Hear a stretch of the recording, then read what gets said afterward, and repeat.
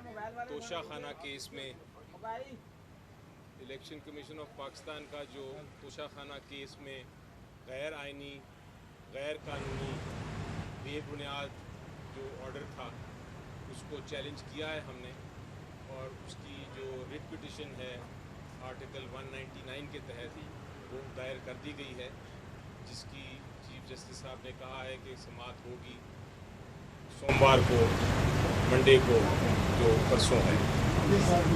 जहाँ तक ताल्लुक है ऑर्डर का, मैं बताता चलूँ, इलेक्शन कमीशन ऑफ पाकिस्तान ने ऑर्डर जो कल तक दिया था वो सिर्फ 2 सफ़े थे, उसके आखिरी सफ़े, और जब उनसे पूछा गया कि ये ऑर्डर जो है ये पूरा दें हमें, तो उन्होंने जवाब दिया कि एक मेंबर साहब ने अभी साइन ही नहीं किया, जिससे एक और बहुत कानूनी बात निकलती है कि आप अनाउंस क्यों कर रहे हैं जजमेंट जो अभी फाइनल ही नहीं है।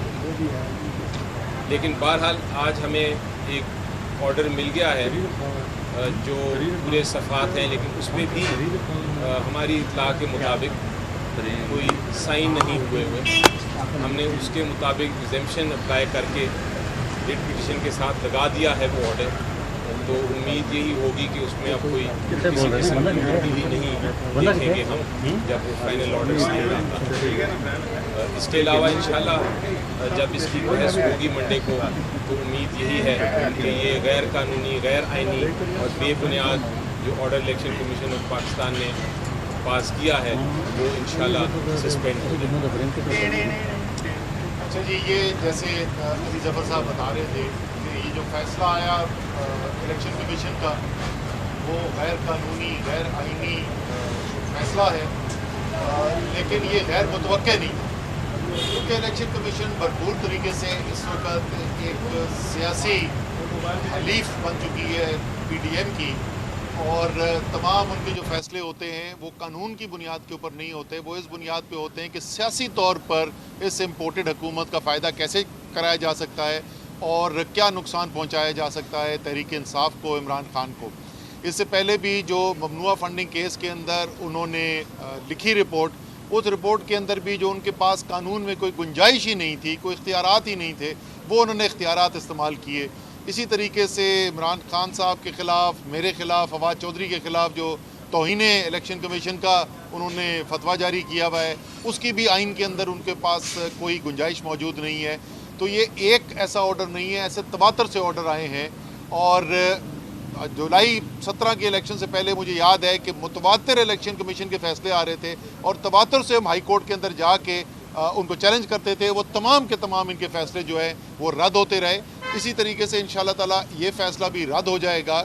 मुझे कुछ खबर ये आ रही है अली ज़फ़र साहब के इस वक्त मुस्लिम लीग नून और PDM के जो लोग हैं मियांवाली में, उनमें सख्त परेशानी पाई जाती है कि उनको जब पता चला है कि मियांवाली में दोबारा इलेक्शन होने जा रहा है और उनको इमरान खान का मुकाबला करना पड़ेगा, तो बड़ी सख्त परेशानी है और उन्होंने अपील दायर की है। इसलिए शायद फैसले में देर हो रही है कि खुदा का वास्ता इमरान खान से मियांवाली की सीट ना वापस लें।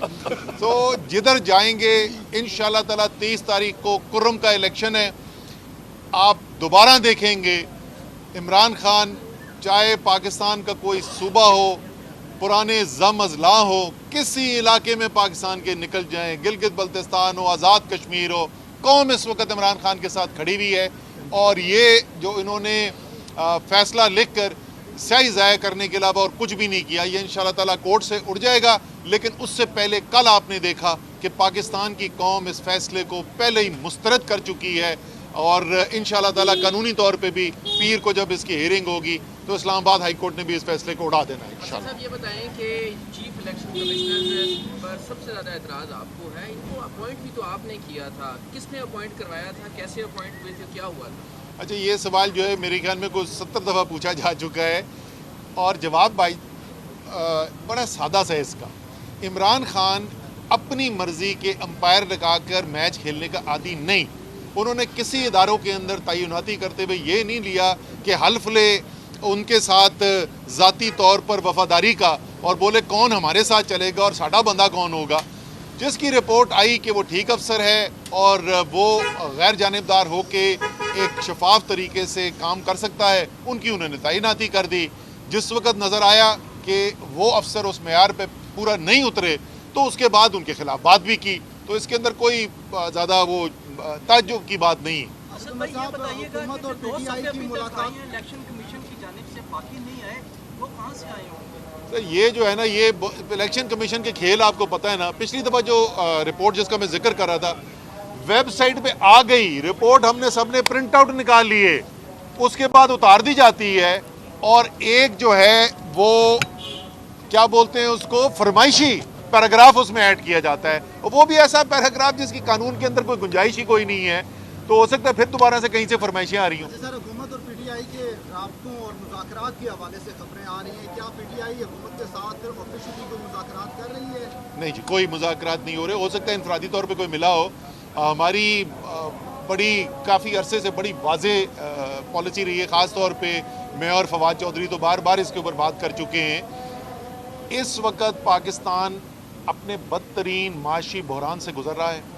इस माशी बहरान की जो बुनियाद है वो सियासी बहरान है। सियासी बहरान से निकलने का वाहिद हल नए इलेक्शन है। इस सियासी बहरान से निकलने के लिए ये जो वाहिद हल है, इसके ऊपर हुकूमत हमसे अगर बात करना चाहेगी तो हम बिल्कुल तमाम इलेक्शन के लवाजमात के लिए हम बातचीत करने के लिए तैयार हैं। अगर हुकूमत किसी और चीज़ पे उसके साथ साथ बात करना चाहती है, वो भी उनकी बात ज़रूर सुन लेंगे। Thank you.